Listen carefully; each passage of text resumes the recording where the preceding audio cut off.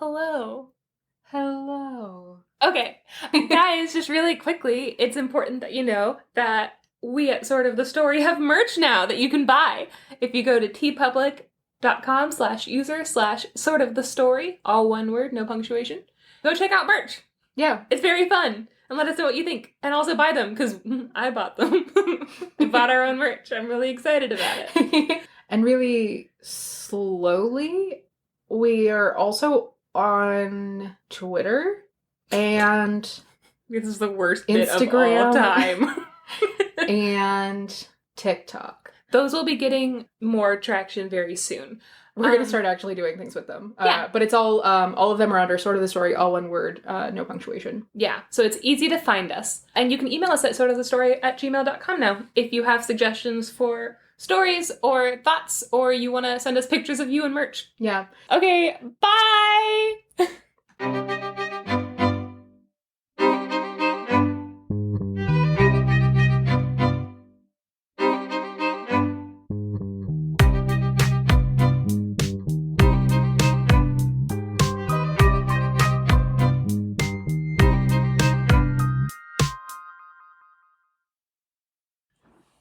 Hello! Welcome To Sort of the Story. It's a podcast. You already knew that, though. Yeah, it's not Janey, a why don't you tell them what a podcast is? Well, welcome. Buckle up your little butts, my babies. A podcast is where we talk, and you are also here listening. We're going to tell each other some stories. And today we have some good ones. Yeah. I actually don't know anything about yours, but I don't know anything about yours. I got a good one. I know that yours is French. Ooh! It's oui oui is French. Mm. I'm gonna make a lot of fun of the French today. Yeah. Exciting. That's fair. Yeah. If you're a child, please don't listen to this. We're gonna be cursing a lot, and mine has some themes that might be triggering, and that's what I'm gonna say at the top of the episode. Cool. Mine has some violence, and that's it. Oh, and so if you're a child, you're gonna love it. You're gonna love it. And lucky for you, Max is going first, so... Get on in here, kids. Oh, come on. All right. Yeah, you want to just start? Yeah. I was trying to think if there's anything really important to say, but I honestly don't think so. We have over 6,000 downloads. We have almost 7,000 downloads now. Oh my god. You guys, that's so amazing. many people. That means our podcast has been listened to 7,000 times. I don't know why I couldn't say that number. Yeah. And we only have 21 episodes out? 20 episodes out? 20, yeah. Our mythology episode comes out this week, so not even that. Yeah. 19 episodes. Oh, shit. Yeah. Oh my god, there's so many of you. Guys, that's amazing. We're so happy you're here. Thanks for hanging out with us. Right off the top, if you want, please like and subscribe. That sounds really dumb, and I don't like that, but it'll help us out a lot. We would like to eventually get monetized. Yeah. That's a thing we would like to do. That would be nice. It'll help us out. Also, join us on Instagram, and also we have a Twitter now. Both are just Sort of the Story, all one word, all lowercase, I guess, doesn't matter, but Sort of the Story on Instagram and Twitter. I haven't done anything with the Twitter yet, but when I do, the people who follow us on Twitter will be the first to know. I feel the same way about our TikTok. We have a TikTok. Nothing's happened on it. It's just I wanted to snag the name. Yeah. Yep. It's important IP. Yeah. Before somebody tries to charge us $20,000 for the URL. But yeah, go follow us. Sort of the Story is Instagram especially. That's where we put pictures of all the books. And if you want links, we now put them in the show notes. So we are moving on up. Hell yeah. Okay. All right. Business handled. Let's get some stories. Yeah. Yeah. All right. So I'm just going to say at the top here that I know we just said that we're going to put our sources in the show notes, but I fully just went wild today. I didn't have a book. I just Googled a bunch of stuff. So I pulled from a bunch of different resources. I pulled from the Bard Mythologies website. I pulled from Ireland Now, and I pulled from Wikipedia. Oh, I'm excited. I love a good Irish tale. Yes. Yeah, so tomorrow, when we're recording this, so this will be 2 weeks ago when the episode comes out, but when we're recording this, it's the day before St. Patrick's Day. And so my first thought was, I would love to do the story of St. Patrick. Yeah. Did a bunch of research. Turns out St. Patrick was a narc, and I don't care about him. Ooh. And then I was like, you know who else is great? And from Ireland, St. Bridget. Ooh. And then I Googled St. Bridget, and it turns out she's also a narc. Her friend fell in love with a guy and then was going to run away with him in the middle of the night, and she put coals in her shoes to burn away the fire of passion. And her friend was like, oh my God, thank you so much. I'm going to be with you forever. It's like, okay, that's a bad friend. Yeah, also, I'm sorry, but her friend did not say that. That was not I'm going to go ahead and call bullshit St. Bridget. Your friend didn't say, thank you so much. I'm actually really happy you did that for me. Yeah, well, there is a story that her friend later insisted on, like, being buried with Bridget and stuff like that. Oh, her friend was super in love with Bridget. Yeah. I guess. Yeah, so anyways, that's, I got into those a little bit. They had an unhealthy relationship. Yeah, but also both of the saints are indicative of, like, the Catholic, what's the word? Tendency towards being narcs. Yeah. Like Catholic imperialism of other countries and stuff like that, where they tried to wipe out the original, like, Irish, Druidic and Celtic religion. So all of they can the go saints, fuck themselves. Yeah, all of the saints from Ireland are like, these are people who, like Saint Bridget. There's also a goddess Bridget in Irish mythology, and she gets her name, probably, scholars think, from the Christians coming in and being like, we also have a Bridget, and she's kind of like your Bridget, except that she, like, loves Christianity and, like, wants everyone to be a Christian. Just, if there's one thing we can take away from St. Olga, is that the Catholic Church doesn't care if you're a terrible person, as long as you manage to trick other people into becoming Catholic. Yep. And welcome. So those were my first thoughts, and then I was like, actually, fuck that. Yeah, I don't blame you. Yeah, fuck the Catholic Empire. Not fuck Catholics. Catholics are fine. Oh, yeah, no, but 100%. Historically, my whole family is Catholic. My grandma was magic Catholic. Like, we're good. That's what I call Filipino Catholics. Yeah. They're straight up witch Catholics. I love it. Also, absolutely in favor. Really quick, I forgot about it, so I'm going to print some more today, but one of my favorite prints I ever made, because I'm a printmaker, one of my favorite prints I ever made is the one on the wall there. It's St. Patrick driving the snakes out of Ireland, and I made it to be silly last year, and I keep looking at it like, oh yeah, it's time again. Is it, do you want to tell them what it looks like? It's St. Patrick, who kind of looks like Hozier, and he's in a convertible, and he has a bunch of snakes who are driving with him, and his staff's in the back, and there's a little sign that says, Ireland 317 miles that way, because 317 is St. Patrick's Day. Yeah. It's kind of fun. It's really cute. I like it a lot. It's my favorite print I think I've ever made. Some people say, look, I get that question a lot, and I always forget about it, but I love it so much. I personally think that St. Patrick in your picture looks like the Big Lebowski. He kind of does look like the big... He's wearing glasses. He's got a big beard. He's got a little shamrock tattoo. The dude of Ireland. Yeah, so that was the sort of the process. The process going into this episode is I was like, okay, well, I actually don't want to do any saints, especially because like the Saint Olga episode just came out and everything. So what I did was I went back to... we could do a whole thing on Catholic saints or on Bible. We should do a Bible story episode though. Yeah, I really want to do Samson and Delilah. Oh, I want to do Saint Margaret. So, anyways. As I was going through, I decided I didn't want to do a saint, didn't want to do anything Catholic. So I looked up ancient Irish myths, and I came across an older mythology. So when we think of Celtic mythology, it's there are several different religions and like socio-religious themes throughout the history of Ireland where there are different eras, right? So we have like the Druids and everything like that. But then also even earlier, there are stories about these beings called the Tuatha De Danann.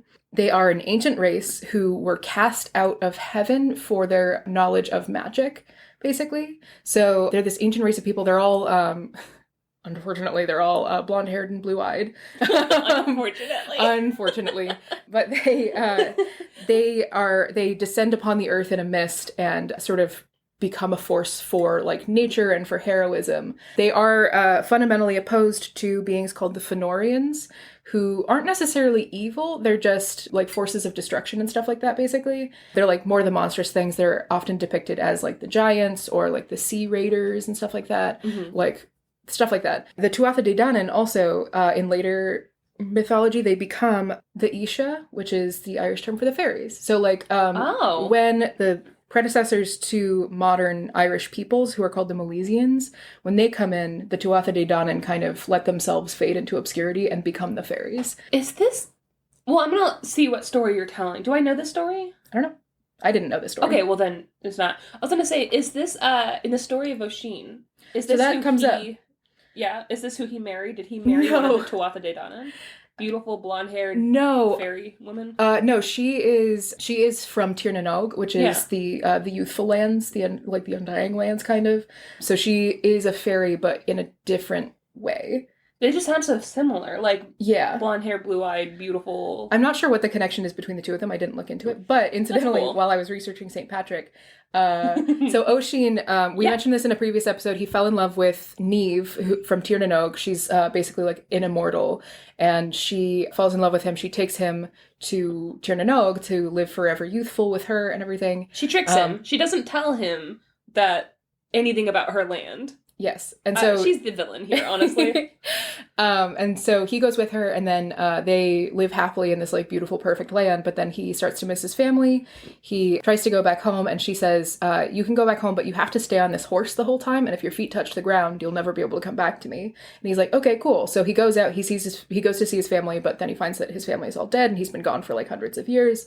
And as he's riding back to Tir na Nog, he sees a man who's struggling to lift up a boulder. And he leans off of the horse to help, and then the saddle strap on his horse snaps, and he falls to the earth. And immediately, as soon as he touches the ground, he begins to rapidly age. Which is the Japanese story. Yeah, that almost exactly the same story. So he begins to rapidly age, and then as he's like rapidly aging and like turning into dust and dying, St. Patrick happens across them on the road, and they have a long debate about like. Oisin is like, "Oh, magic got me again," and St. Patrick is like, "Well, you should have thought about Christianity," and he's like, "Oh man, sure wish I did," like in the last moments of his life. And that's one of the stories of St. Patrick. Okay, but also it seems like St. Patrick, or like people who, I wouldn't put this on him, but it seems like they were like, "Oh, that's a good story about magic and fairy," but also, what if we added a little addendum? Oh, yeah. Like, it's just such a fucking, like, out-of-place element to the story that's like, okay, guys, this is so obvious that this wasn't here originally. Yeah, there are a bunch of the stories about St. Patrick are stories like that, where, like, it's traditional Celtic myths, but then at the very end, they're like, "Oh, I'm dying, my hubris, it got me at last." And St. Patrick, like, runs up and he's like, "Quick, debate me about religion." And they're like, "Okay." And their final moments are spent talking to this fucking devil's advocate motherfucker. I hate him. He's a actually. Yeah, he is. So good God. Anyways, so that came up and I laughed really hard. Tir na Nog is an amazing story, guys. You should just look that up anyway. So these are the Tuatha De Danann. They are opposed to the Fëanorians. Okay. It's also, their relationship is less, like, good and evil and closer to, in Norse mythology, like, the Aesir, which is the Norse gods, and the Jotun, where, like, sometimes they'll intermarry, they can become friends. The Jotun sometimes fight with the Aesir against other Jotun, and vice versa. So it's not... Kind of like the Greek gods and the Titans. Yeah, kind of, yeah. So that's kind of where we're beginning here. So there was a great battle, the Battle of Moitera, in which Dagda, the Dagda, who is sort of the king of gods. The Dagda literally translates to the god who is good, not in terms of like good, like friendly or positive, but like good at things, where he's just very talented. And he leads the Tuatha De Danann in battle against the Fëanorians. The Dagda, like I said, the king of gods, he has 3 magic items. He has a cauldron that never is empty, so if people sit down for a meal with him, as many people as can fit around the cauldron will have enough food for them. It's basically like a cornucopia. Mary Poppins. Yeah, exactly. Motherfucker. And then he has a club or a staff, and with the whacking end, he can kill 9 men at once, and then with the handle end, he can heal himself. Some mythologies some stories he can heal other people with the other end. Cool. Yeah, which is really rad. Yeah. And then the third thing is his harp. Uathna, I think, which is translates to the 4-angled music. It's made of oak and it's encrusted with gold and jewels and it's incredibly beautiful. And this is his favorite of his three magical items that he brings with him everywhere. So he is considered like a mighty leader in battle because before battle, he will play his harp and the music notes will send all of the men in the army into a state of glory, basically, where they lose all of their fear and they are willing to fight to the death for honor and everything. It turns them into like perfect soldiers who are like bloodthirsty and ready for battle, basically. Ooh, okay. It puts them in berserker mode. Oh, that's unfair. And then after the battle, he strums the harp again and it like soothes their wounds, it soothes their hearts and minds. So like their friends who have passed away in battle, it helps them to feel better about that and everything like that. So because of this harp, the Dagda is able to just wipe out Fomorians left and right. Jesus. Because his army is basically unbeatable. There's never, it's like perfect morale at all times. And so that's a huge boon for the Tuatha De Danann. So in this second battle of Moitera against the Fomorians, the Dagda plays his harp and his army is invigorated. They rush into battle. The Fomorians, meanwhile, their numbers are dwindling and they're realizing that they're not going to be able to beat the Dagda in battle. Mm-hmm. So they hatch a plan. They hear him strumming his harp before the battle, and they decide that's where his power comes from. We need to get that away from him if we're going to win any of these battles. That's fair. Yeah. That's fair. Even the playing field. I don't know. I don't know why anybody... Sorry, I don't know if you're going to say this, but, like, are we against them? Because it seems like they are just... Are they evil? Like...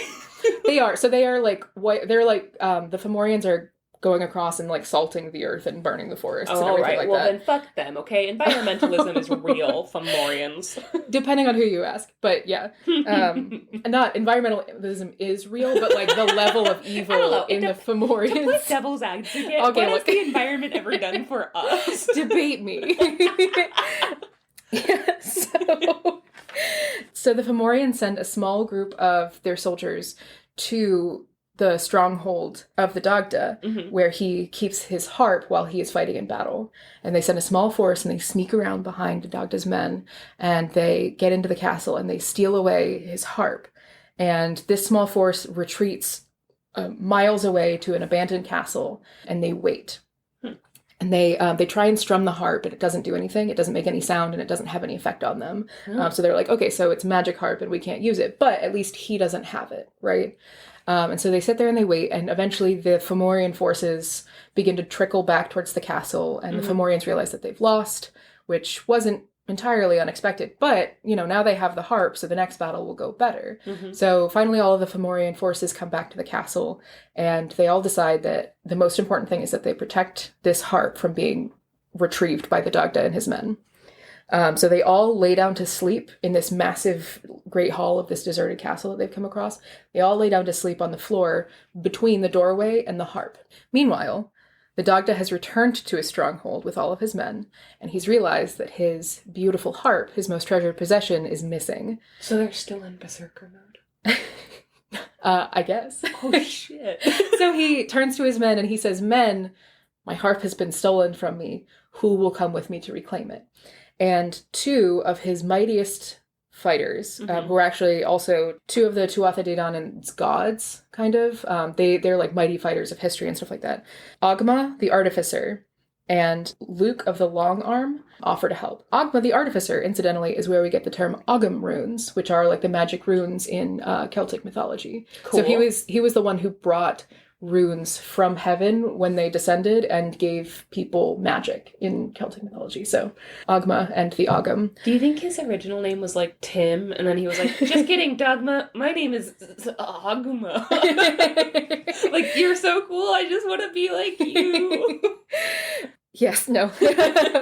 Ogma and Dagda and Luke of the Long Arm. Oh, poor Luke. Luke of the Long Arm is, I'm also not sure that I'm pronouncing that right, it's Lugh. He is considered like a fantastic spearsman, which is where the Long Arm comes from, but he's also a fantastic artist. Oh, just a fun little fact about hot. Him. Yeah. So based on nothing. Sounds hot. So Ogma and Lugh volunteer to join Dagda as he goes to get the harp back. They sneak up to this abandoned castle where they have seen the Fomorians retreating to. And it's the middle of the night. They look and they don't see any lights on inside of the castle. So they very, very gently creak open the door and they see hundreds of these Fomorians asleep on the floor. And on the far wall, they see the harp. And so they sort of like sneak the door back closed again. And Luke is like, okay, well, we can't fight all those guys. Okay, Luke, can you please? And Ogma's like, Dagda are about to like berserk. And Dagda's like, no, you're right. That's too many guys for us. So he creaks the door back open a little bit, and he holds out both of his arms, and the harp comes flying off of the wall where it's been hung. It cracks loose of the wall and flies into his hands. What? Yeah, Holy over shit. the heads of all of these sleeping Fomorians. So this sound of the harp coming off of the wall wakes all of the Fomorians up, and they're all sort of like bleary-eyed, and they start to go and reach for their weapons. Yeah. And they didn't have a lookout? Like, this is a terrible army. No wonder they were, like, losing. So Luke sees them all waking up, and he leans over to Dagda, and he's like, hey, man, now would be a really great time for you to play that harp. Okay, but then they'll all be berserker. So... Berserker. That's not Berserkers. So then Dagda strums his harp for the first time. Yeah. And meanwhile, all of the Fomorians are reaching for their weapons. They're starting to get up and walk towards him. He strums this first note on his harp, and all of the Fomorians break out into hysterical laughter. This note is the music of mirth. So they are all of the Fomorians are laughing so hard. They're like pissing their pants. They are doubled over. They can't breathe. They're laughing so hard. And then every time they like sort of stop laughing, they like start laughing again because they stop. Like they're incapacitated by how hard they're laughing. But eventually, you know, some of them are able to get their weapons back in their hands, even as they're like chuckling quietly to themselves, and they start coming towards Dagda again. Oh, the Dagda. Terrifying to have people now laughing and trying to attack you. And so Luke again says, again though, would be really useful to have you play that harp. And the Dagda plays another note. And all of the now piss-soaked Fomorians begin to sob. No! They start crying their eyes out. This is the music of grief. And they are all like, the women are crying, the babies are crying, the men are crying, and they're like, no man, it's fine. It's totally fine. Babies? Whatever. Yeah. I thought they were at war. Why'd they bring the women and babies? I don't know. Okay, this is just the plot of Simply Irresistible. Guys, go watch Simply Irresistible. Sarah Michelle Gellar has a best friend who's a crab, and she cries into soup and makes everybody else cry too. And it has the guy from Boondock Saints in it. It's a wild movie. So all of them start crying, and all the guys are like, whatever, man. It doesn't even matter. I don't even care. Whatever. Just don't look at me, bro. So all the Fomorians are, like, sobbing. They are sobbing like everyone that they've ever loved has died, and they also just watched a puppy get kicked. They are absolutely losing their minds. So, like, but eventually through their tears, they're able to reach down and pick their weapons back up and begin to advance on Dagda again. And Luke is like, hey man, for real though, like, can you help us? Because we cannot fight all of these guys. And so the Dagda plays one final note, the music of sleep, and all of the Fomorians collapse on the ground, passed out. Do that to be... Why didn't he do that in the first place? Dagda's just having a They were already asleep. Like, just keep them asleep. Yeah. Anyways, so he plays the music of sleep, and yeah, all of the Fomorians fall down in slumber, and Dagda and Luke and Agma all leave. They return to their stronghold, and the harp is never stolen again. Nice. So that's the end of the story. A little bit more stuff that I want to talk about, though. The Dagda, like I said, kind of like king of the gods in this sense. He's sort of a parallel to Zeus. He's specifically like a god of agriculture and also like glory and heroism and war and everything like that. But yes, associated with fertility, agriculture, manliness, and strength, as well as magic, druidry, and wisdom, according to Wikipedia. He can control life and death, the weather and crops, as well as time and the seasons. So he also uses this harp to set the seasons in order and make sure that people's crops flourish and everything like that. He's sort of like the harp is sort of equivalent to like the equinoxes. Yeah. So he like strums the harp and the seasons come and go, which is very cool. But like specifically, he is a god of life and like vigor and everything like that. Mm-hmm. His wife is the Morrigan. Oh, shit. Yeah. The truth bringer. The Morrigan, if you're not familiar, is sort of the opposite of him. She is... Oh, I know their love story. That's so weird. Go ahead. I'll get to that. The Morrigan is... a lot of times she's given parallels to the Banshee, which was actually... The Banshee was a later figure. There is some evidence that the Banshee is a later form of the Morrigan, but... The Morrigan would come onto the battlefield and she would inspire men to, like, fight to the death, basically. So it makes sense in that way that she and the Dagda are together. They're both, like, war and spirits and everything like that, but they're also both spirits of like fertility and agriculture and all of that. She is a goddess of femininity while he's a god of masculinity. All of this makes a lot of sense. Specifically, hot. The Morrigan, she goes onto the battlefield and she oftentimes will appear in the form of a crow. She will often depict the outcome of battle, and she will cry over men who are going to die, who are destined to die, basically. Banshee, that makes sense. Yeah. But she's also fucking terrifying. She's most of the time when we see her, she is like all in these black, like super sexy robes. And she appears as she's one of the many sort of three-faced goddesses, where she appears as like maiden, mother, and crone. Mm-hmm. She's just terrifying. She's technically the goddess of carrion, like corpses that you eat. Yeah. And of carrion birds and stuff like that. Corpses that you eat. Not that you eat, I suppose. The Morrigan literally means either the Phantom Queen or the Queen of Greatness. The Queen of Greatness is thought to be a misnomer because it actually comes from a Welsh translation that equated more. In Irish means terror. Shit. In Welsh, it means the sea. So they're like, as great as the sea. But she's the goddess of terror, basically. And so cool. She's so cool. Dagda is described as being massive and super hot and a little bit dumb. What I'm saying is I'm putting forward these two as my new femme fatale himbo power couple. And I love it. Yeah. Oh, it's perfect. Also, the story of the Morrigan and the Dagda getting together is the story of Samhain, of Halloween. Cool. Yeah, because he is the god of life, she is the goddess of death. The Feast of Samhain is the place where those two things are least dissimilar, which is why like the veil is considered thin on Halloween and everything like that. It's also, there's some super anniversary. Yeah, there's some super sexy poetry about him coming across her while she's like bathing, and she's like as white as the moon and everything like that, and he thinks to himself like, oh, this is a bad idea, and then she comes up and like makes out with him, and he's like, or is it? Or maybe it's a good idea. he cheats on her at one point, and what? Yes, with the Boyne, who's another goddess, and she's the namesake for the River Boyne and Birnaboyne, which is one of the oldest archaeological sites in Ireland. Cool. Which has like a massive like underground prehistoric cave system. But he cheats on the Morrigan with Boyne, and in order to conceal the fact that they have a child, he stops the sun in the sky and she stops the flow of time, so that the 9 months that it takes for her to conceive, gestate, and give birth to this child seems as though it is one day. Jeez. Anyways, the Morrigan is terrifying. That's great.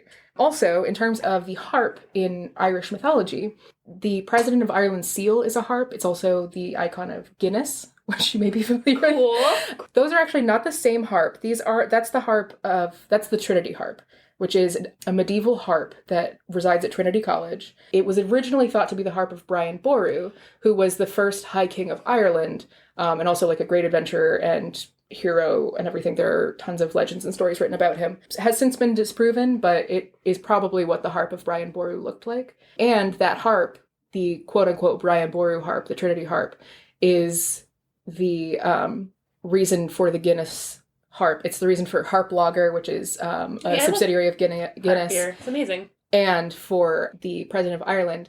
Also for Daniel O'Connell, who was one of the leaders of the Irish nationalist revolution in the 1800s. His icon was also a harp for the same reason. So throughout all of Irish history and mythology, we have this icon of the harp. And the Dagda is the first harpist. So this goes all the way back, baby. It goes all the way back. I love that. Yeah. God.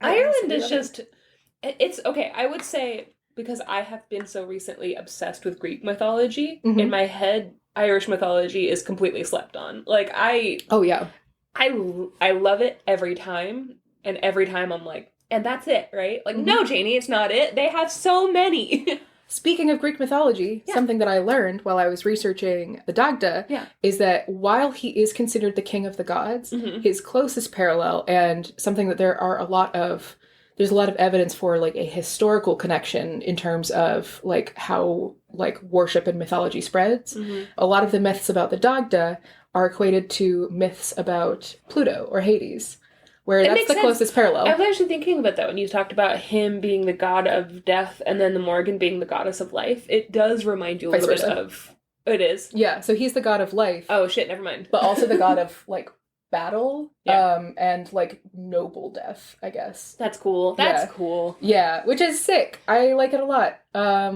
Yeah, it's great. Well, and we talked about him being, like, Zeus. Well, in, like, or the OG, like, religions like that, Zeus and Hades were the same god. Yeah, the Orphic hymns. Yeah, but I wonder if it actually precedes that. Probably. But that's just where we, like, see it written down. Mm-hmm. But, yeah, in the Orphic hymns, Zeus was like, oh, shit, like, I can't be everywhere at once, and I have to be in the underworld as well as up here. Mm-hmm. Otherwise, nothing's going to get done. It's going to be like hell on earth. And so he split himself into two, and he became Plauton Zeus, which is considered, like, the wealthy Zeus, and that's the one he sent down to the underworld, and that was who we know as Hades. And then Chthonic Zeus, or I don't know if it's Chthonic, but that's the one that's up in Olympus. Oh, really? I thought Chthonic was the god of... I don't think Chthonic could not be the right word, but it's something like that. And then he is the one up there, which is also, and this is the complete sidebar, but Plauton Zeus was at this point acting on his own and was just like another Zeus, but was like down there and was being the ruler. He's the one who kidnapped Persephone, and I think Persephone did end up falling in love with him with that one. In this hymn, like, this is a big thing, is that she was down there with him. And then other Zeus was like, hey, I heard, like, the Fates were like, you have to have a baby with Persephone. And he was like, cool, she's never going to go for me because she's in love with my other me. And so he pretended to be Plauton Zeus. He went down and was like, hey, Persephone, meet me up here. It's me, your husband. And so she went up to the river and she was like, why are we meeting up here in the upper world? Like, she's like, that's really weird. And then she saw him and was like, cool, well, it's my husband. So she walked towards him. And as soon as she got near him, she realized, like, it's just, like, she saw it in his eyes, and she's like, oh my god, you're not my husband. And when she tried to run, he grabbed her and forced himself on her. And that's how, what's her name was born? Melanoe. That's how Melanoe was born. And, like, she came out fucking screaming and, like, tearing people apart because she was birthed from Persephone's rage. Amazing. Yeah. That's really good. But I'm saying, what's his name, Dagda, could be both. Yeah. And they could have found the influence from specifically when people believed that Zeus and Hades were the same god. That makes sense. It's also really interesting to me when you comparing Greek and Roman mythology with Celtic, I think it's technically post-Druidic mythology, once you have, like, these gods, or I guess pre and post, since this was pre-Druidic, because a lot of, like, the various eras of Celtic mythology, it's, you know, the Celtic Trinity. There's three features to everything, whereas in Greek and Roman, I feel like it's usually two, where they're, like, opposites of each other, like, that are simultaneously the same. Yeah. Whereas in Celtic mythology, I feel like it's more so, like, there's actually, I took a course in Irish drama, which ended up being a lot about, like, Irish history and Irish mythology, when I was in college, and they talk a lot about the themes of Maiden Mother Crone, where there is the figure of Ireland. I can't remember her name, but she is this figure who appears at all three ages, who is representative of, like, the spirit of Ireland. So she'll show up in towns when something significant is going to happen, and she will, like, somehow portend to them something in order to help them. Yeah, especially when the English are coming, she'll show up and be like, hey, so here's what you're gonna do, and you'll never see me again, and then, like, pull her hood over her face and leave. You didn't hear it from me, but... Yeah, so there, it's something that just has a lot of background, especially in, like, the female form and stuff like that. And I know that we also have, like, we have, like, Hecate and stuff like that, but a lot of that comes from the same place, which I just think is really interesting. It's interesting in the way that you think about things. Yeah. Yeah. Just how many parallels there are, and how did they intersect? I don't know anything about history, but I love it. Yeah, but that's, like, the Celtic Trinity. When you think of the triskelion, it's a 3-part flower, basically. Yeah. But it's also, again, coming back to St. Patrick. Like a Trinity knot? Yeah, like a Trinity knot. Yeah. Actually, you're right. A triskelion is the swirly one. St. Patrick, one of the things that he did was create the Trinity Cross, which was a combination of the braid, which is also it's 3 parts.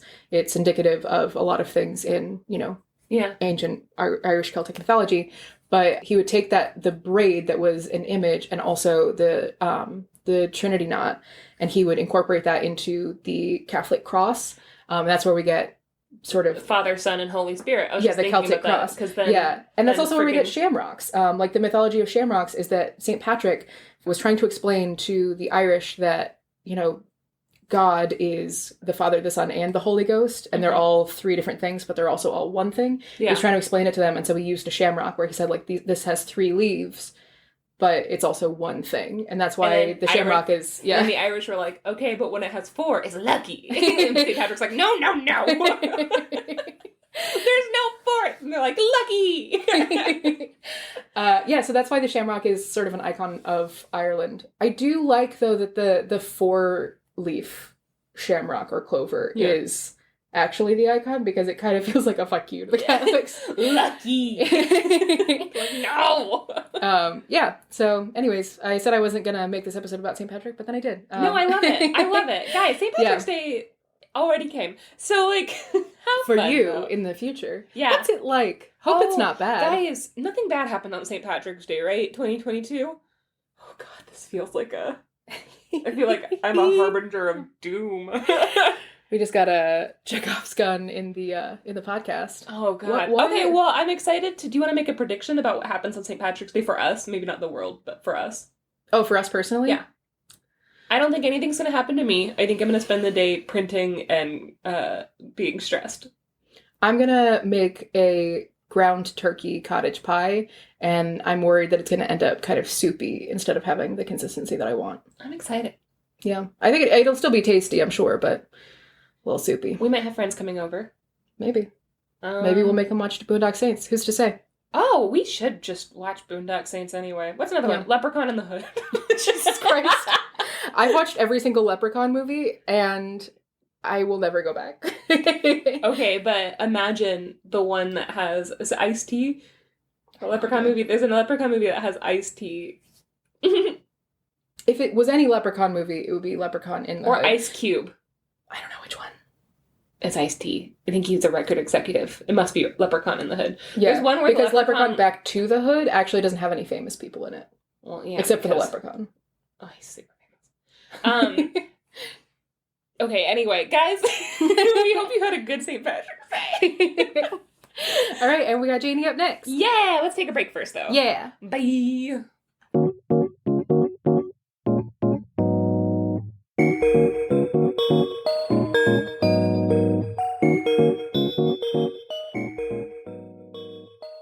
Okay, Max. Okay, Janey.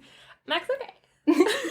Janey, okay. Okay. Why is this still fun?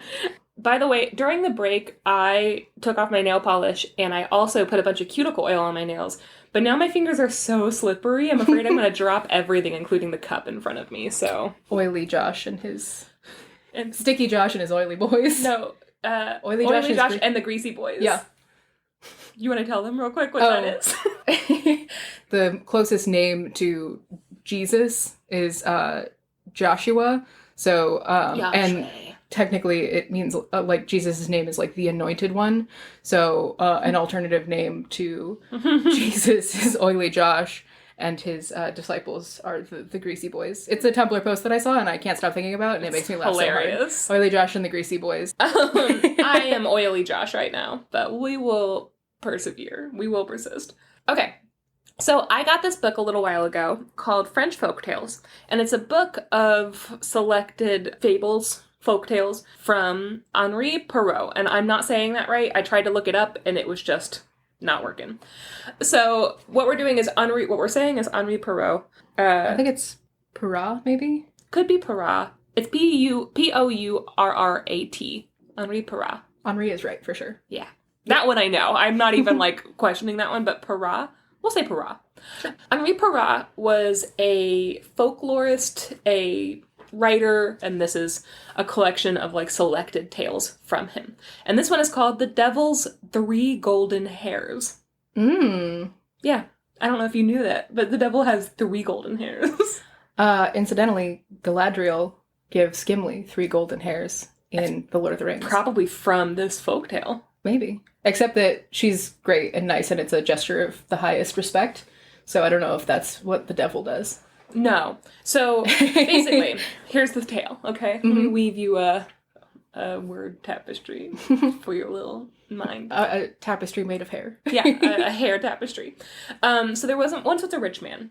And specifically, I almost didn't get through this story because I read a couple more and I thought they were written really well, but this one rambles in a really weird way where I don't know if it's the translation or what, but the sentences start and stop and it talks at you instead of being written. It's almost like there's like an ADHD person who's talking to you about this story, which is what you're getting on this podcast, but like, God damn it, you're listening to it, you're not reading it.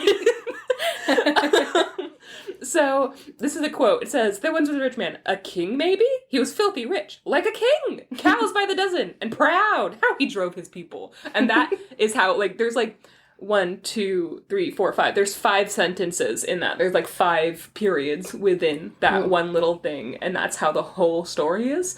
Just telling the story in like Shatner speak. Yeah. There once was. Oh. A king. It says he was filthy rich, comma, like a king.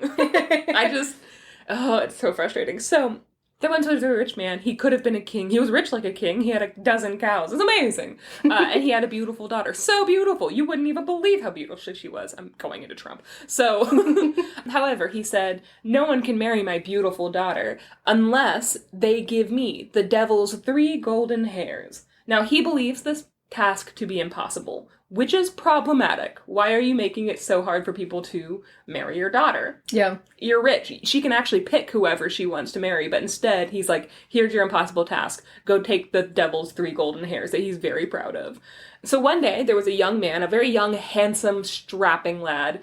All the adjectives were used to describe him. And he sees this girl one day and he falls madly in love. He's like, what? And at the same time he sees her, she looks up and she makes eye contact with him and she blushes and they're both like, wow, like, gorgeous. They're young people in like 1800s France, so like of course they fall madly in love at first sight. However, he, is like, how do I marry this girl? And immediately it's like, well, you have to complete this impossible task.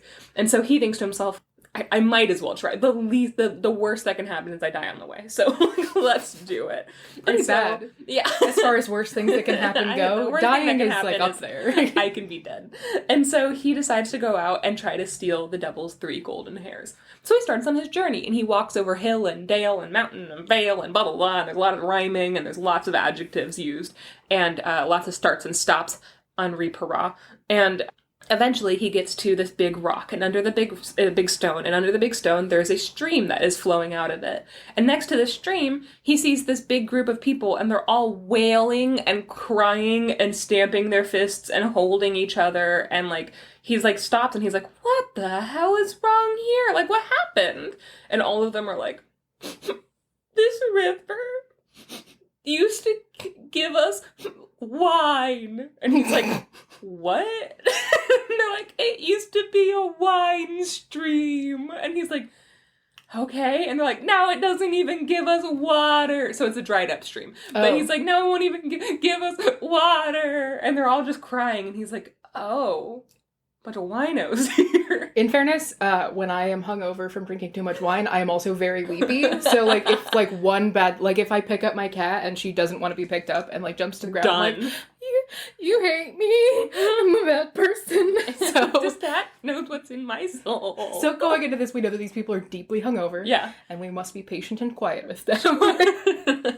And please, can we get them some sunglasses? Stat.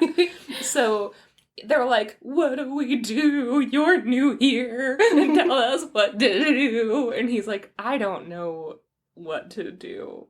But you know what? I'm going somewhere where I can probably get that answer. So when I like swing back around, I'll let you know what I find out. And so he leaves and they all just like go back hugging each other and crying over the loss of their wine river. And so he keeps walking, right, through desert and snow and, up trees and down trees. Sure. Uphill both ways. Yeah. And eventually he comes to, like, at the base of a mountain, he passes by this big pear tree that has no leaves and no fruit on it. And next to the pear tree, there's a big group of people, and they're all hugging each other, and they're crying. And he comes up, and he's like, what happened here? I haven't seen people since the last people that were crying, and now you guys are crying? What's up? And they're like, this pear tree used to give us golden pears. And he's like, oh, and they're like, now it won't even give us green ones. And he's like, wow, that sucks. And I'm like, you're new, what do we do? And he's like, I'm not a gardener. I don't know. But eventually he's like, you know what? I'm gonna go someplace where I can probably get that answer. So like, I'll hit you up on the way back, okay? And they're like, oh, yeah. They go back crying and holding each other. So then he walks barefoot over coals and through rain and shine and hail's coming down, and he walks through like those prostitute alleys that you see in like old movies. Yeah, there ain't no mountain high enough. There ain't no mountain high enough. Ain't no valley low. That's true. To keep him from getting to the devil, baby. Yeah! So he keeps going. Eventually, he realizes he's getting closer. He walks over like us. Okay, so he gets to this giant river that's like as wide as an ocean. So the first one was a stream. That's important just because we don't want to repeat river. Mm-hmm. But I don't know how to talk about a stream apparently without calling it a river. So a brook. So he sees this giant river and he's like, how do I get across? And then he sees there's a boatman and he's like, oh. Well, that's how. Done. My problems are solved. And then he goes to the boatman, and the boatman is crying. Oh my god. He's like rowing sadly. Like his tears are mixing in with this giant river. And eventually the guy's like, oh, this is awkward. I can't like... Hey, what's up? Are you all right? And he's like, I hate my job. He's like, oh, you don't like this? And he's like, every day I just take people across the river forward and back and forward, and no one ever asks where I want to go. They just want to go across the river. And he's like, oh. And he's like, what do I do? And he's like, I'm not like a temp agency. Like, I don't know. I'm not a career advisor. That being said, I am going somewhere where I'm going to find out some answers, so I'll add you to the list, bud, okay? When I come back, I'll tell you. And he's like, okay, thanks. Good God. And so he gets across the river. He finds that on the other side, there's a road made entirely of cotton. So it's like he's walking on clouds. That doesn't come back, but it's like... Is this a mattress commercial? Oh, Serta. Sponsor us, Serta. Hey, Serta, we're basically telling your story. Yeah. Purple and Casper both beating your ass, and we're your way back in. Purple and Casper aren't stuffed with cotton. Yeah. Is Serta stuffed with cotton? Yeah. Nice! Okay, so he walks along this, and eventually he comes to a house. Sorry. Sponsor us, Serta, and we will talk about Surtur of the Norse apocalypse Ragnarok.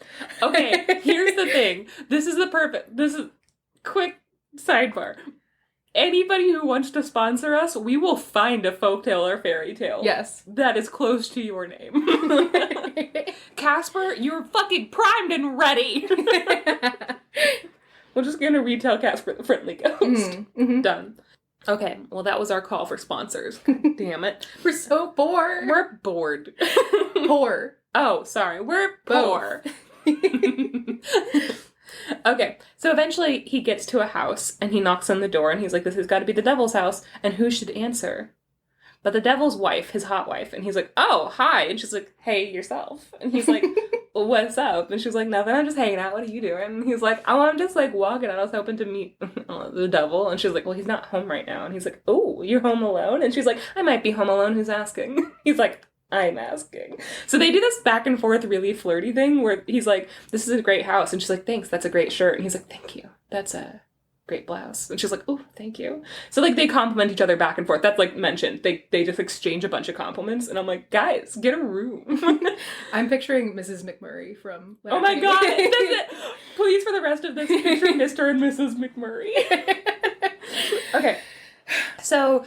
they flirt for a long time, and eventually she's like, so what are you really doing here? And he's like, oh, I'm here to get the devil's 3 golden hairs. And she laughs out loud. She's like, Those are his favorite things. His favorite hairs. He loves those hairs. So he has all black hair, right? Mm-hmm. But they think, and this is said, this isn't really known, but the people say all sorts of things. They say, like, oh, the hairs are, like, right next to his horns. So they say it's in the back where he can't see. Or they'll be like, it's in his bangs. He's got, like, a statement piece, like a money piece. Like a Zayn Malik kind of. Yeah. Yeah. And so they're like, you know, all this stuff. But he's he's spearheading the Gen Z trend. Yeah. So all that. They also say that they don't know where the 3 golden hairs come from, but the widely believed mythos around those 3 golden hairs is that it's a holdover from when he was an archangel. So before he fell, he was this beautiful blonde, because, you know, blondes are good.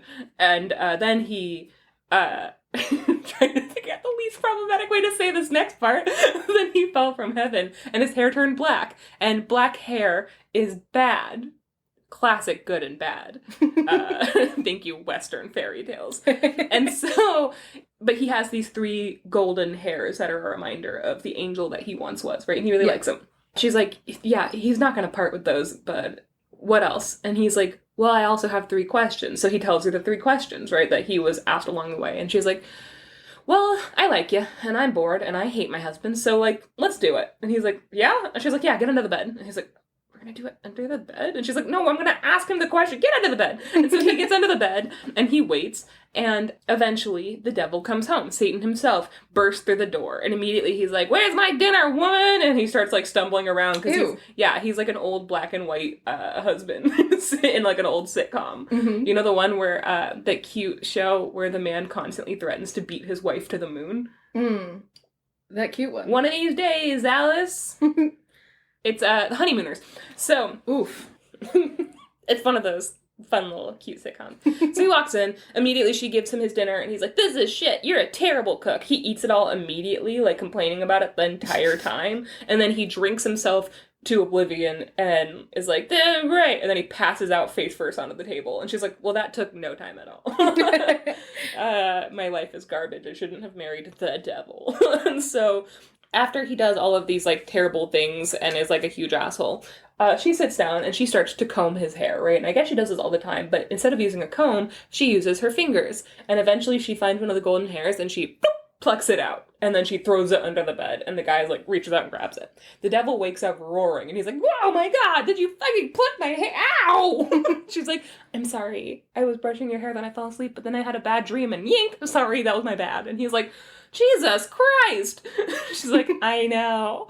And so then she's like, but in the dream, I have to tell you about the dream. It was a terrible dream. She's like, in the dream, I saw a boatman, and he was, like, crying because he hated his job, and he didn't know how to get out of his job. Like, his contract was airtight. And, like, so he kept asking me, like, what do I do? What do I do? And then in the dream, I ran here to ask you because you're so smart and you know everything. And then I woke up before you gave me the answer. And he was like, well, that's a stupid fucking dream. We don't even know a boatman. And she's like, I know, but, like, just for argument's sake, what would you do? And he's like, this is so stupid. He's like, obviously that stupid boatman needs to, the next customer he has, when he rows them across the river, he needs to hand him the oar and then jump ship and then run away. Now that person's the new boatman. And she's like, oh, that's really good. And he's like, yeah, I know. Now fucking leave me alone. I'm so tired. And then he passes out again at the table. And so she waits until he's snoring. And she's like, all right. And then she starts to brush his hair again. Very calmly, very calmly. Nothing weird about this. Pluck! She plucks his hair and throws it under the bed. And he wakes up like, jeez, woman! Ow! And so he wakes up swinging, and she's like, hey, you're awake. And he's like, why? You're plucking my hair out. And he's just having the worst time. And she's like, I'm sorry, I had another bad dream, and I really want to talk to you about it. And he's like, stop dreaming. Stop it. And she's like, okay, but in this dream, I came across a group of people, and they were next to a pear tree. And the pear tree used to bear golden apples, and now it doesn't, and they were all crying. Golden apples? Sorry, golden pears. I kept doing this on my notes, too. I kept writing apples and then getting rid of the apples. She's like, I used to give them golden pears, and now it doesn't. Like, and they didn't know what to do, and so I ran home to tell you, but then I woke up before that happened, and I accidentally plucked out your hair because I was so upset. And he was like, jeez, all right. Well, if they dig underneath, people are so stupid. Like, your dreams are stupid. And she's like, thank you. Thank you for that. And he's like, if they were to just dig underneath the pear tree and look at the roots, they would find there's a big rat that's been gnawing on the roots, and that's why the tree won't give them any pears. If they just kill the rat, then, like, there will be, like, lots of pears on the tree again. Like, that's the only thing that's wrong. And she's like, you're so wise. And he's like, I know. Now, do not pluck any more of my hairs. I'm trying to sleep, woman. And then he passes out again, and she waits until he's, like, snoring, and she, like, looks at the guy under the bed, and he's like, oh my god, is this worth it? And she's like, might be. I don't know. And so she starts to brush his hair again. She's combing, and everything's fine. And he's snoring, and pluck! She plucks out the third golden hair, and she throws it under the bed. And he wakes up fucking throwing shit now. Like, he throws cups, and this is a quote. There's a couple good quotes in this. The devil jumped to his feet and, without knowing it, dashed his glass against the wall. He knew perfectly well what he was doing, though, when he sent a plate sailing at his wife's head. So, like, the cup Jesus Christ. The cup was reflex, the plate was revenge. It doesn't hit her. And then he says, again? You've been at me again? Is all this dreaming of yours going to leave me bald? Just a hilarious statement. And so she's like, hi. Yep, I had another bad dream. She's like, so she tells him about the winos next to the river, next to the stream. And she's like, there's just a bunch of alcoholics and they're sad because their wine river dried up. Like, what's going on, you know? And he's like, if they were to just lift up that stone where the stream comes from, they'll find that there's a big fat toad and it's clogging up the stream's, like, passage, whatever. And then she's like, oh. And he's like, yeah. Hang on, so where's all the wine going? Is this toad swallowing all of the wine as it comes from upriver? No, it's just like he's damming it. So it's just like, it's stopping there. But it has to be making like a lake of wine then. Maybe. They could just go past the stone and find a wine lake. I don't know how lakes work, Max. Okay, you're going to have to. Either that or the toad is the drunkest toad of all time. I think so. I like to think of a wine toad. Mm-hmm. So, they're like, just move the toad and kill the toad. And then you'll have your stream back. And I'm like, why do you have to kill the toad? Leave the toad alone. Just move him. Pick him up and put him somewhere else. He seems to be clogging it. He seems to be stuck. Yeah. Anyway, or he just loves wine. But so then he's like, if you wake me up again, I'm gonna kill you. And she's like, cool. Well, good night, sweet prince. Then he goes back to sleep. So she takes the boy out from underneath the bed and she's like, okay, here's your hair. Do you get your answers? And he's like, yep, thank you. And then she sends him on his way. And that, like, she did all the work there. Oh, yeah. Like, and also, the devil's gonna know when he finds out his 3 hairs are missing, he's gonna realize what happened. She's in danger. She's never mentioned again. She's in, like, full danger. I'm annoyed by it. Anyway, I wrote in all caps, will she be okay?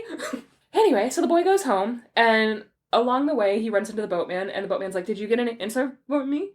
He's like, yeah. Row me across the river first. They get across the river, and then he jumps out of the boat, and he's like, cool, you need to trick the next person that comes along, just give him the oar, and then jump ship. And the guy's like, amazing! And he takes out a bag of gold, and he's like, for your troubles, and he tosses him a bag of gold. And I'm like, you have all this gold? You don't need this job. What? Yeah. You have a bag of gold you can just give away? You don't need this job. No, just leave. Anyway. Then people wouldn't be able to get across the river. So? It's a very, it's not his problem. Philanthropic, boatman, I guess. Yeah, I guess. He leaves the boatman and he's like, you know, woohoo, clicking his heels and like re-updating his resume to go move into the workforce. And he passes eventually the people at the bottom of the pear tree. And he's like, hey, I found out that there's a rat gnawing on the roots. If you kill the rat, then the tree will come back. And so they're like, huh. And so while he's there, they dig around the roots. They find this big rat. And they're like, oh my god, you've been gnawing on our tree. And they kill the rat. And then as soon as the rat is dead, the tree bursts into life again. And like a bunch of pears just like, form on the tree. And they're like, it's back. So they grab like a dozen of the pears and they put it in a bag for the boy. And they also give him a bag of gold. Like, along with the golden pears. They could have just given him the golden pears. Yeah. Sounds like they're in paradise. Wow! And without them, they perished. Oh. I know. And so the story makes a note to be like, back then, gold wasn't worth as much. As pears? It was just like, people are just giving him gold, and like, Henri Perrat was like, I don't know, gold, what do you want me to tell you? I know what you're thinking, and it's like, why is everyone giving him bag of gold wasn't worth anything? And I'm like, well then, why give it to him? Yeah. Like, what? Anyway, so Then he keeps walking, and eventually he makes his way to the people at the stream who are still crying, and now they are, like, going through extreme withdrawal from their wine. And he's like, underneath that stone, you're going to find a toad. And so they find the big toad, and it is, in fact, clogging up all the, like, the way the wine comes out. And they're like, oh, you damn toad! And they, like, pull it out, and instead of throwing it into a different pond, they, like, kill it.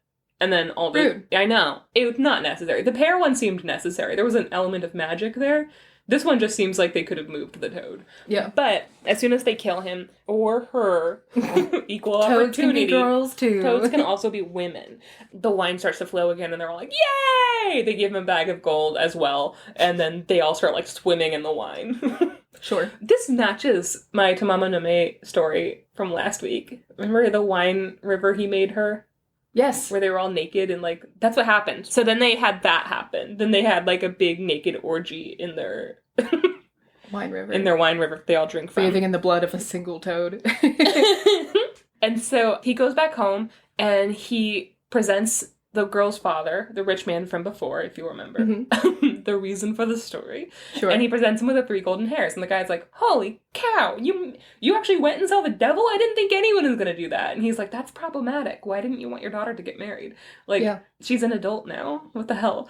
And so, but he gives him the 3 golden hairs. And the dad happens to look down and he sees that the boy is, like, struggling with all of these, like, bags of gold. And he's like, what's in the bags? And so he opens it and he shows him. He has all of this gold now. And the dad's like, oh, hot diggity dog! How'd you do that? So he tells him the story and the dad's like, I gotta go! And he, like, puts on his coat and he puts on his little bowler hat and he carries his briefcase out and he's like, I'm on my way to get some gold! And they were like, what about our wedding? And he's like, I gave you my blessing. You don't need me here for the wedding, right? And then he hightails it out of there running to have the same adventure, which never works. Never works. So the 2 get married while he's gone. He passes by the wine river, but he doesn't see anybody. They're not crying because their problems have been solved. And he's like, oh, I can't help anyone here. No sacks of gold for me here. He's also already rich, you greedy thing. And then he keeps running. He passes by the golden pear tree, but nobody's crying next to it. And he's like, damn it. So he keeps walking. He gets to the boatman and he's like, take me to the devil. And the boatman's like, you got it. So oh no. They get across the river. And before the rich man can jump out of the boat, the boatman, like, shoves the oar into his hands, jumps out of the boat, and then kicks the boat back into the river. And he's like, anyway, row if you're able, and if not, learn! And then he runs away. And the rich man's like, no, I don't know how to row. So, the story ends with a dialogue, which is weird, like a poetic dialogue, but I just wrote it all in one. It says, what next, friends? Do you know? Oh, the boatman still roaming high and low. And the other, the rich man, where did he go? Still in the boat, he is learning to row. Never made it back for the wedding. And the bride and groom, how are they doing? Not a rhyme. Why, they're happy at home, you see. Still just as happy as can be.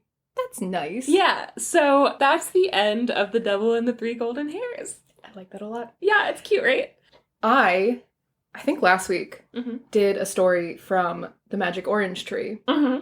This story is in that book. Whoa. Except it actually, is... Haitian lore and French lore. It makes sense. It does. The only difference is that it's 3 hairs from the devil's beard. And there are a couple of other, like, the specific challenges are slightly different, where they have, I think it's a mango tree that isn't producing fruit, and it's probably specific to Haiti. Yeah, exactly. It's a rich man's well has gone dry instead of the river, and the boatman is a guardsman standing outside of a mansion, and he's like, nobody's come to relieve me from my shift, and everything like that. And the part where the father of the bride goes out on the adventure didn't happen either. But other than that, exactly the same story. That makes a lot of crazy. sense. I love that. I love it. Yeah, really interesting. I really like the difference in flavor between the Haitian version and the French version. But it also makes sense. I mean, France colonized Haiti, so... So it makes sense that they would have the same folklore, but also it would change for the scenery. Yeah, and I'm not sure... That is really cool. I'm kind of curious whether it originated in France or in Haiti. Because it could go either way. Oh, I'm gonna guess it originated in France. Only because of how old the story actually is. Yeah, that makes sense. Or maybe, I don't know. Maybe either way. It's called 3 hairs from the Devil's Chin. The Devil's Chin, yeah. That's cool. Well, this book, first of all, it has a bunch of, like, what looks like relief prints in it. Like woodcuts? Almost? Yeah, that's what it looks like.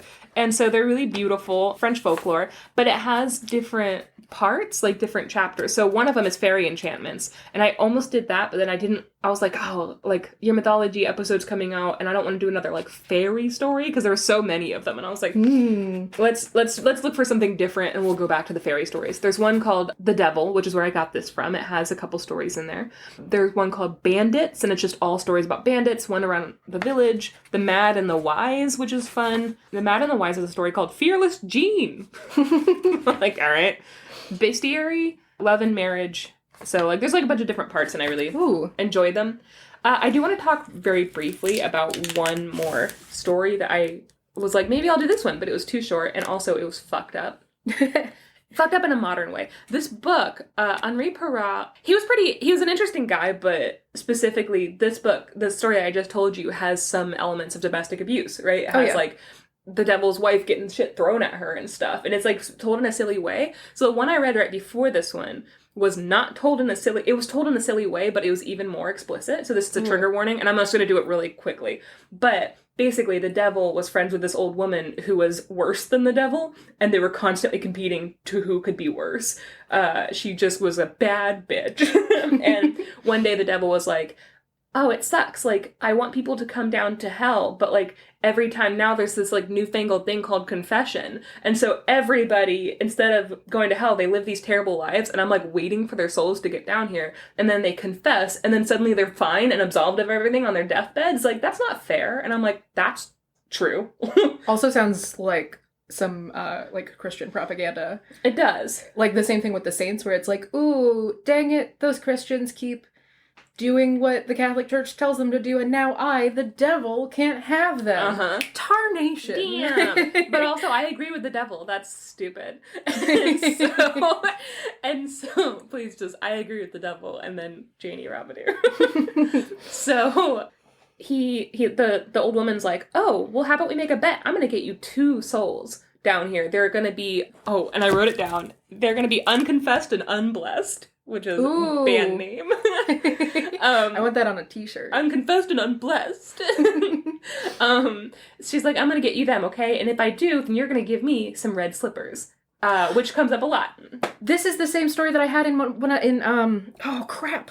Rawhead Bloody Bones. Yes, I was just thinking about that. Which is also Louisiana. Like, it's it has, like, all the same themes, which is cool as hell. But she's like, I'm gonna do that, okay? And he's like, all right, deal. So she goes down. She realizes there's a married couple in town. It's a young married couple, and the husband is super jealous. Like, he flies off the handle, with no warning. And so she goes down. She waits for him to go out hunting, and then he goes back, and his wife is making bread. And what she does is she makes bread and dough, and then she sells it. She gives it to the baker. He'll come by and get some of her stuff and sell it in his shop. So that's, like, her, like, work. Mm-hmm.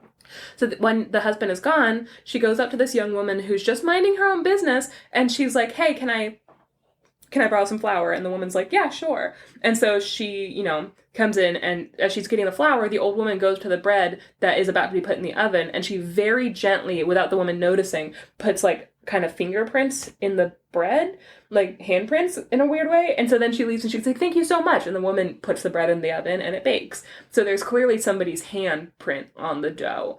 And so then she goes, and the old woman goes out to the forest, and she pretends to collect wood until the husband comes home. And then she's like, oh, fancy meeting you here. It's so weird, because I just saw your wife and the baker fucking. Jesus.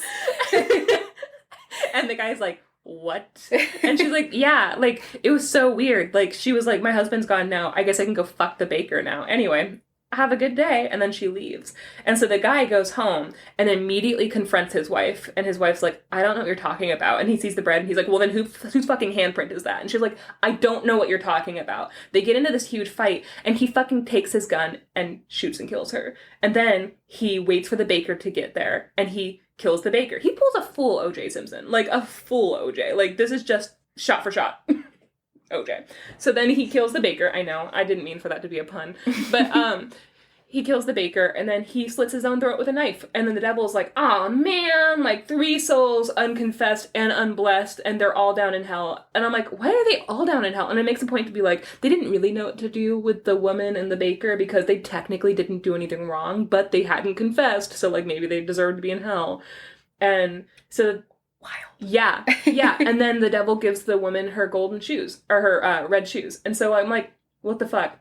It's so blatantly, like, not even fun, like, not even silly funny, like, it's just a story of domestic violence. And I'm like, wow, that's fucked up.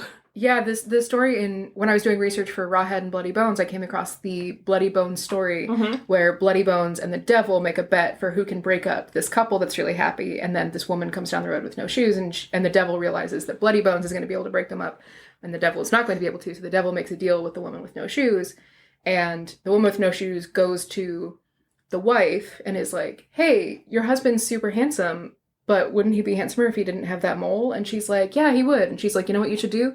Take a knife in the middle of the night and cut it out. And by the time he wakes up, it'll be gone. And you'll be able, you'll have a handsomer husband. And the wife is like, yeah, absolutely. And then the woman with no shoes goes to the husband and is like, hey, I heard your wife say that she was going to try and kill you with a knife in the middle of the night. And so, like, that night, the wife goes to cut off her husband's mole, and the husband wakes up and is like, you are trying to murder me, and it breaks them up. So they don't die, but they're broken up. But it's much sillier, because in that story, too, didn't you say before that they were, like, in love? Like, they had a loving marriage, and it literally was just who can drive them apart. In this one, it was like, I'm going to actually go and take this woman who's already in a situation of domestic violence, who has like a super jealous husband, but also it's not funny, like this isn't like a fun situation, and for it to be in a folktale and fairy tale book, I'm like, whoa. Yeah. So then I looked up Henri Perrault, because I was like, what's up with you, bud? Like, why are you like this? The fact that 2 stories in a row had these themes. Basically, he had a pretty horrible life. He was born in 1887 in Ambert, and he had I don't know much about his early life, but he ended up going to school for agronomy. Which is like agriculture? Yeah. At the School of Forestry. But while he was studying and really enjoying it, he got tuberculosis. And he had to drop out. And he was bedridden. And it really affected his health for like years and years, right? Like he could barely walk for a long time. When he could, he would take walks every day, no matter what the weather, because he was just like, I gotta get better. But he really didn't. He had a lot of health problems. He began to write because he needed money. He started to write under pseudonyms with his best friend, Jean Angély. And he and Jean Angély were like just the best of friends. They were constantly writing together, always spending time. World War I broke out. Angély was drafted for the war, and Henri Perrault would not be accepted. Like, he wanted to go to war, but he was still so sick that they wouldn't accept him. And so he felt really ashamed. And then Angély died in the war. Oh. And he was, like, just really affected by that. Then, during World War I, this town had, like, 60,000 people. 2,500 men of Perrault's age died in the war. And so he was basically the only man his age that was left because he hadn't been drafted. And he was, like, devastated by that. Like, all of his friends were dead now. Like survivor's guilt kind of. Yeah, he did. And then Spanish flu hit. He got really sick again. Jesus Christ. This was like right around the same time. Spanish flu hit his village. He got really sick again, was bedridden once again. So when he was getting healthier, it knocked him back. And so then he was bedridden for a very long time. 3 months before he was bedridden from Spanish flu, his younger brother was killed in an accident. And then right after that, his other brother died because he had been taken as a prisoner of war during World War I and died of his injuries. Jesus. Yeah, so this all happened in the same period. He calls his period of black anguish. He was just like in a deep depression. And eventually, he just continued to collect, like, folklore and fairy tales from around Ambert. Like, he was like, this is going to be my life's work. I'm just going to collect folklore from everywhere I see and everyone I know. And eventually, he published The Treasury of Tales, and it's a collection of over 1,000 folklore gathered from around Ambert. And it took him decades to do it. But that's what he did. So that's awesome. I wouldn't put this on him necessarily. I can definitely see why in 1800s France there would be a lot of domestic violence and a lot of stories about it. But it's a dark tale. Like, these stories are silly, but they're dark, and they have a lot of themes where I'm like, this doesn't seem appropriate. But also I'm like, or am I just used to reading fairy tales that are written more appropriately and more coded? Yeah. And I think it's also a question of fairy tales that have been sort of toned down over time. Like, people always talk about... The Grimm brothers. Yeah, the Grimm brothers, how the original manuscripts are, like, totally fucked up. Yeah. And then the more recent, like, publications of the Grimm brothers' tales take out a lot of the violence and the nasty shit. Mm-hmm. So it could also be, like, sort of nice washing of the stories that makes us so accustomed to that, you know? Not exclusively, but I do imagine a lot of folklorists, especially early folklorists, were more concerned with. I'm trying to see when this was published, because I think you're right, but I also want to see, this is also, I got this book used. Also, guys, if you're going to get books, so this was published 1989. Royal Tyler was the one who collected and translated them, but it just seems like he didn't change anything, you know? Like, he didn't water them down from Perrault's thing. So, pretty good. If you're going to get books, you were saying... Oh, so I got this one from... I did get this one from Amazon, but I was looking at used because I was like, you know what? I have all of these books. I don't need new versions of them. Let's look up the used version. And actually, this one is from Evanston Public Library, and it has like a stamp on there. It still has the library card, like library checkout things on it. That's nice. Yeah, but it cost me like nothing, and I really like that. So get your books secondhand if you can. Bookshop. There's a website called bookshop.com, I think, and they do specifically from like small libraries also. So if you want a new copy of something, going through bookshop.com helps support like smaller libraries outside of like Barnes and Noble and stuff like that.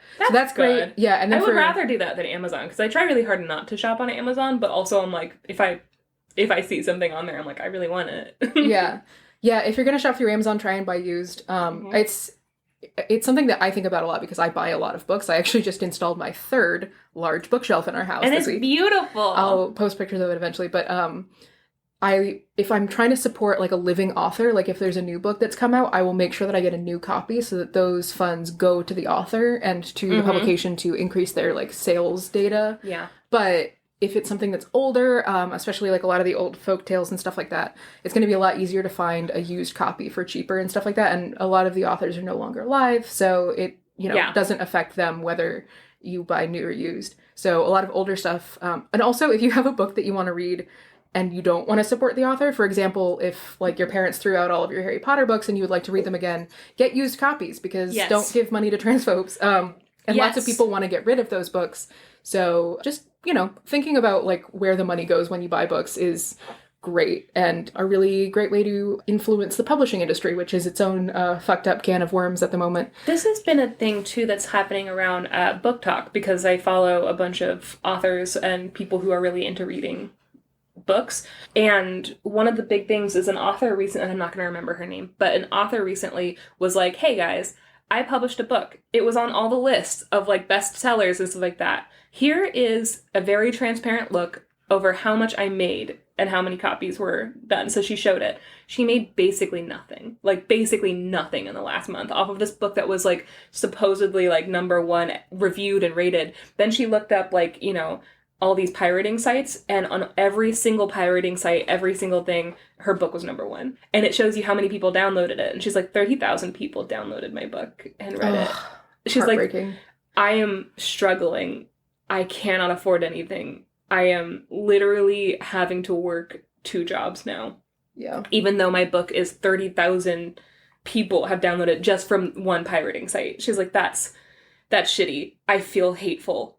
Yeah. I feel hateful. I'm filled with hatred right now. And I'm like, woohoo. So, like, don't steal books. Just don't do it. Especially considering if you honestly can't afford it, which I can't afford anything. If you can't afford it, go to your library. Yeah. Everything is free. You realize this. It's free. You can just, and all the audiobooks are on your library website. They're free. Support your local library. Yeah. And they paid, I don't know, they don't steal the books, so it's frustrating that that's still an issue and that nobody seems to realize how people are struggling to live, even though they should be getting money off of this. They should be very wealthy if the book is that successful, And especially, I have a little bit of an inside look into the publishing industry. Even when authors go through the appropriate channels, like they get an agent, their agent supports them at the publishing company, which also means that the agent gets a cut, but also it's really hard to get your book published by a big 5 or big 4, I guess now, publishing company without an agent.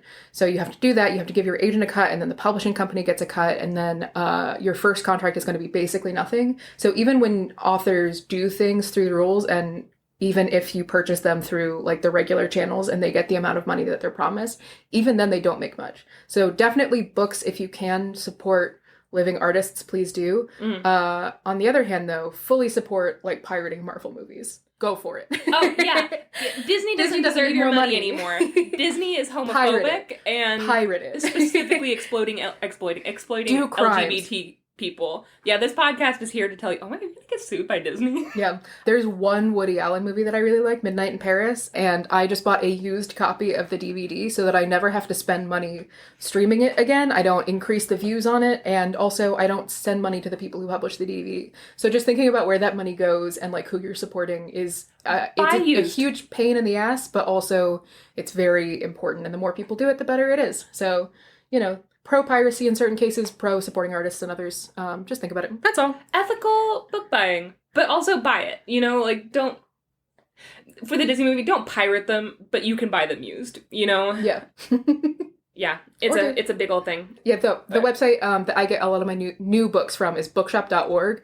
It's purchased through small booksellers, like your local bookstores and stuff like that, selling online. It actually came about partially because of the pandemic, because people couldn't visit their local bookstores, and it was a way to support them and keep them open. So bookshop.org is a really great resource if you're looking to buy new books, because it still supports small businesses. Yeah. Yeah. And if you guys have any more suggestions, if you have like a really good way that you've been buying books and stuff like that, please let us know on Instagram. Yeah. That's the best way to contact us at the moment. And definitely do it, because we want to hear it. Yeah. Okay. Anyways, guys, episode. those are sorts of stories. Those are sort of Several stories. stories. Yeah. Happy St. Patrick's Day from 2 weeks in advance. Yeah. From the future. We hope it was good. Okay. Bye. Bye. I'll taste. Oh, taste. I say taste. Janey. Yeah. Foghorn Leghorn Rabadoo. Oh. Foghorn Leghorn comes up way more than I thought he would in my adult life. Yeah. I'm constantly referencing Foghorn Leghorn. Same. And he was my least favorite of all the Muppets. Like, he's not a Muppet. No, Looney Tunes. Yeah, that's what I meant. He was my least favorite. I felt very unsafe around him. Every time he showed up, Counterpoint. Little girl me was like, oh, he would, like, fuck you up in an alley. Counterpoint. Pepe Le Pew. No, Pepe Le Pew I was fine with. Really? Yeah. Oh, I was Pepe Le Pew. Squicked out by... Squicked out! Okay, so Pepe Le Pew is a predator, for sure. But he reminds me of an overly affectionate cat. Like, in my head, I saw him as an animal, not as a man. So I was like, you know what? If a skunk came up to me and was, like, trying to, like, kiss me, I would be delighted. I'd be like, what? Are we in love? Done. Little skunk friend. You can be around me constantly. I would punt him into the sun. I love skunks. Get out of here, Pepe Le Pew. Pepe Le Pew. You creepy little bastard. No, if a skunk came up to you and was just wanting to, like, hang out and cuddle, you would be delighted. Like, no. In real life, you would. Oh, yeah, you but would. not if the skunk was like, ew, I want to fuck you. If it had, like, a huge boner. Yeah. No. Also, I saw him as a... Band name, the Priapic Skunks. What's Priapic mean? So, like, in Greece, Priapus, the god of, like, fertility, was just a little guy with a massive penis the size of him that was constantly erect. It's like he's like a little satyr? Yeah, he's a satyr, but he's not Pan. Yeah, and so priapic means, like, having a huge engorged penis. It's usually, like, a symbol of protection or, like, fertility and wealth and stuff like that. That's probably the reason why there were so many dicks everywhere when we went. Yes, yeah, those are all priapic idols. Amazing! So, priapic skunks. Band I've name. never heard of him. Was he the one that tried to attack Euripides? Oh, I don't know. I don't remember. Not Euripides. Orpheus and Eurydice. Sorry, that's what I meant. Maybe. Priapus. The reason why he wrote such beautiful plays was because he had been sexually assaulted by a satyr. Who was Priapus? In Greek mythology, Priapus is the god of fertility, vegetables, genitals, and gardens. Believed to be the son of Dionysus and Aphrodite. Dionysus and Aphrodite had a thing? Apparently. Okay, so when I think of... I know this is a long fucking test, but when I think of Dionysus, I think of Klaus from Umbrella Academy. Mm-hmm. When I think of Aphrodite, weirdly enough, I think of the other sister. Allison? Yeah. I can see that. She'd be like a perfect Aphrodite. Yeah, she'd be great. It actually comes from Western Asia, the cult of Priapus. It started in, like, the northern Middle East and then traveled over to Greece, and that's where the god Priapus in Greek mythology comes from. Cool. Interesting. I love it.